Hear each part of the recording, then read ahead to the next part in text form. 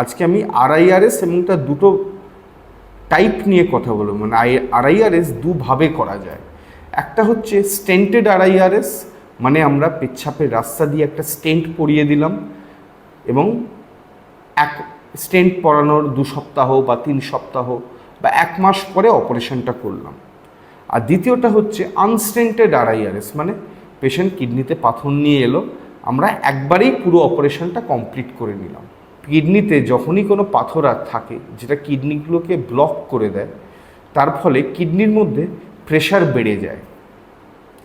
এই প্রেশারটা যদি আমরা আনস্টেন্টেড আরআইআরএস, মানে প্রথমবারেই যদি আমরা ফ্লেক্সিবল ইউরেট্রোস্কোপ দিয়ে আমরা পাথরটা যদি ভেঙে দিই, কিডনির মধ্যে যেহেতু প্রেশারটা বেশি থাকে, সেই সময় পাথর ভাঙার ফলে যে ব্যাকটেরিয়াগুলো বেরোয় সেগুলো খুব সহজে কিডনি থেকে আমাদের ব্লাড স্ট্রিমে চলে আসতে পারে, রক্তে ছড়িয়ে যেতে পারে ইনফেকশন।